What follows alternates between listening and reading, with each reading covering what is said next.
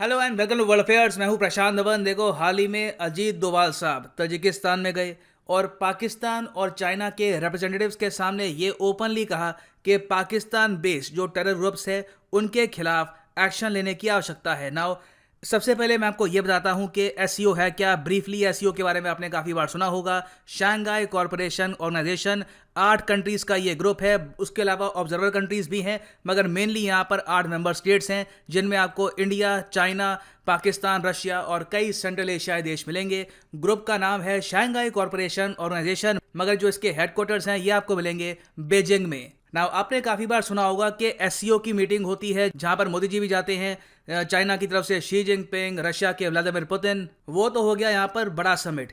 उसके अलावा इनके बहुत सारे और समिट्स भी होते हैं, इंक्लूडिंग एक ऐसा समिट भी होता है जहां पर जो एनएसएज है इन सब कंट्रीज के ये आपस में मिलते हैं।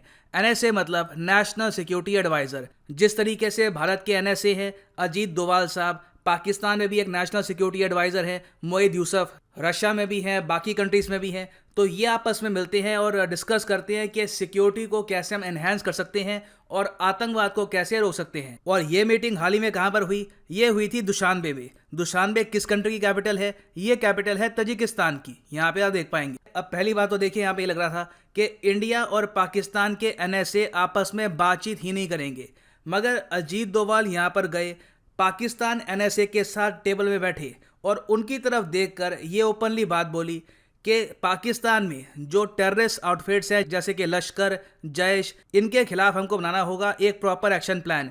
और जिस तरीके से, जिस बेबाकी से उन्होंने यहाँ पर ये बात बोली, पाकिस्तान के जो एनएसए हैं ही वॉज रेड फेस्ड, पूरा उनका मुंह लाल वगैरह कि इतने बोल्ड तरीके से कोई आदमी यहाँ पर ये बात बोल सकता है। मगर इंटरेस्टिंग बात देखिए कि यहाँ पर डोभाल साहब की बात सुनी गई और सारी कंट्रीज ने एग्री किया कि हाँ बिल्कुल इन सब ग्रुप्स के अगेंस्ट एक एक्शन प्लान चाहिए। यहाँ पे मैं एक कोट मेंशन करना चाहूँगा बाय थॉमस जेफरसन। ये थे 3rd president of the United States of America.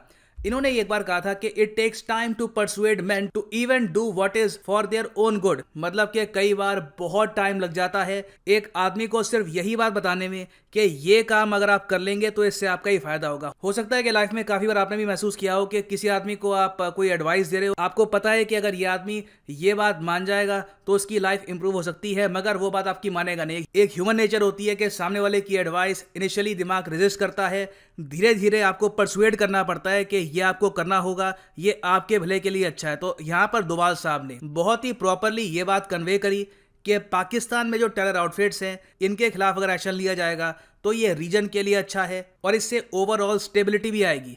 क्योंकि जैसे आप सबको पता है, कल को अगर मान लो पाकिस्तान से कोई टेरर आउटफिट भारत में कुछ कर देता है, उसके रिस्पॉन्स में हमको एक्शन लेना होगा। हम एक्शन लेंगे, उसके बाद पाकिस्तान अपने जो न्यूक्लियर वेपन्स हैं ये उठा लेगा और कहेगा कि आगे मत बढ़ना, हमारे पास न्यूक्स हैं। तो ये सब अवॉइड करने का बेस्ट तरीका ये है कि जो यूनाइटेड नेशंस डेजिग्नेटेड आतंकवादी आज के समय पाकिस्तान में है उनके खिलाफ एक्शन लिया जाए। और डोभाल साहब का बात करने का तरीका यहाँ पर यह है कि पाकिस्तान कहने से भी यहाँ पर गुस्सा नहीं हुए, दोनों ने यहाँ पे एग्री किया कि बिल्कुल कोऑपरेशन करेंगे और पूरा एक प्लान बनाएंगे ताकि पाकिस्तान बेस्ड टेरर आउटफिट्स नुकसान ना कर पाए रीजन में। और ओवरऑल जब ये मीटिंग खत्म हुई तब सारी कंट्रीज ने यहाँ पे एग्री किया कि एससीओ कंट्रीज मिलकर लड़ेंगी against international terrorism, extremism, separatism. कई आतंकवादी संगठन हैं जो एक कंट्री से अलग होना चाहते हैं, तो सेपरेटिस्ट आउटफिट्स के अगेंस्ट लड़ा जाएगा। उसके अलावा रिलीजियस रेडिकलिज्म के खिलाफ भी एक्शन लिया जाएगा। फिर यहाँ पे स्पेशली बात करी गई अफगानिस्तान के बारे में। आप सबको पता होगा यूएसए के निकलने के कुछ ही हफ्तों में तालिबान ने बहुत सारे शहर कब्जाने शुरू कर दिए हैं और यूएसए के एक्सपर्ट्स अब ये कह रहे हैं कि 6 महीने के अंदर अंदर काबुल भी उनके कब्जे में आ जाएगा। तो अफगानिस्तान की जो स्थिति है ये आने वाले समय में बहुत खराब होने वाली है। यहाँ से काफ़ी प्रॉब्लम्स क्रिएट हो सकती हैं सब कंट्रीज़ के लिए, ना सिर्फ भारत के लिए, इवन फॉर पाकिस्तान। तो यहाँ पर भी मिलकर कोऑपरेट करेंगी एससीओ कंट्रीज़, इस पर भी बात करी गई। और डोभाल साहब ने देखो यहाँ पे ओपनली ये कहा कि नीड ये है कि हम लोग मॉनिटर करें कि जो नई टेक्नोलॉजीज आ रही हैं आतंकवादी उसका कैसे इस्तेमाल कर रहे हैं।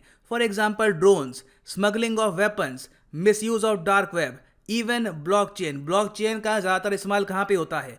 क्रिप्टो करेंसी में। आज के समय देखो सबसे बड़ा डर ये है कि क्रिप्टो करेंसी के जरिए आतंकवादी संगठन खुद की फाइनेंसिंग ना स्टार्ट कर दे और इससे वेपन्स की स्मगलिंग ना हो, क्योंकि ये सब करना काफी हद तक सिंपल है। अगर आप सोच कर देखें, कोई भी रैंडम आदमी अपना पैसा कन्वर्ट कर सकता है बिटकॉइन में। उसके बाद बिटकॉइन को ट्रेस कर पाना बड़ा मुश्किल है कि बिटकॉइन एक आदमी से दूसरे आदमी से आगे कहाँ पे गया।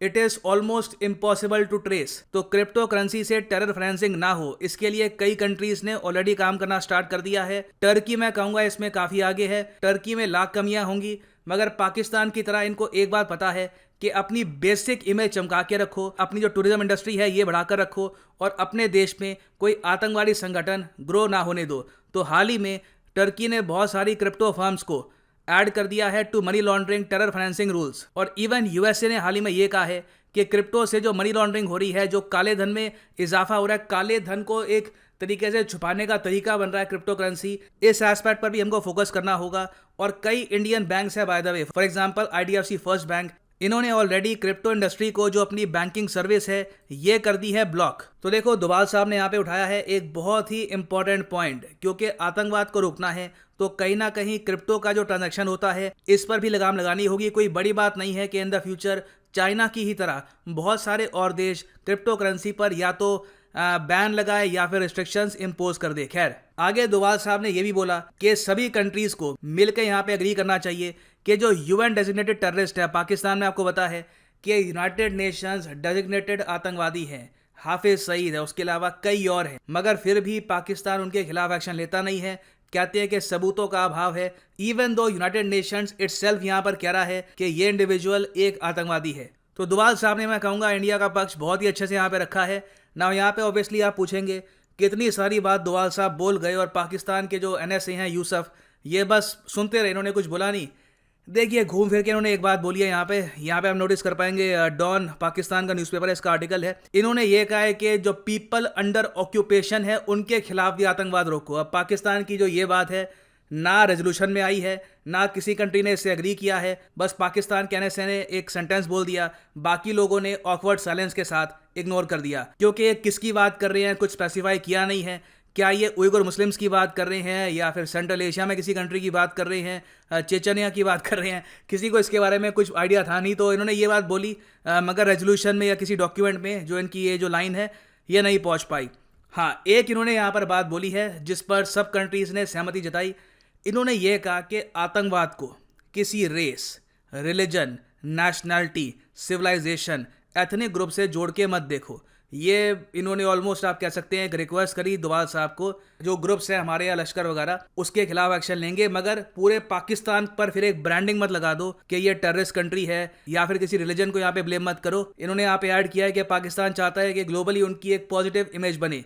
तो पाकिस्तान कहने से ने यहाँ पर यह कहा है, मगर ओवरऑल मैं कहूँगा एक बहुत ही सक्सेसफुल फॉरेन विजिट थी बाय अजीत डोभाल। प्रॉपरली इन्होंने इंडिया का जो नैरेटिव है ये सामने रखा और एससीओ कंट्रीज को परसुएड भी किया कि आप इस नैरेटिव से एग्री करिए। ये जो परसुएशन की आर्ट है बहुत कम लोगों में होती है, मगर fortunately India's NSA is the master of this art. And finally यहाँ पर मैं ऐड कर दूं कि अनअकैडमी के यूपीएससी कोर्सेज अवेलेबल हैं। आपको सिंपली जाना है unacademy.com पे या फिर गूगल प्ले स्टोर पे जाकर अनअकैडमी की ऐप डाउनलोड कर लो। It will always appear in trending list और यहाँ पे क्लिक करो यूपीएससी सीएससी पर गेट सब्सक्रिप्शन और यहाँ पे आप परचेज कर सकते हैं प्लस या फिर आइकॉनिक कोर्स। जो आइकॉनिक कोर्स है यहाँ पे पूरा सिलेबस कवर होगा, फ्री में आपको एक टेस्ट सीरीज भी मिलेगी, मगर साथ ही साथ आपको मिलेगा एक पर्सनल कोच जो इंश्योर करेगा कि पूरे साल कोर्स लेने के बाद आप डेडिकेशन से कोर्स फॉलो भी करें। ऐसा ना हो कि कुछ टाइम के बाद आप ढीले पड़ जाएं। तो यहाँ पे आप देखोगे ये जो कोर्स है 12 महीने का आपको पड़ेगा 6,208 रुपीज़ पर मंथ, मगर ये प्राइस नेवर पे दिस प्राइस।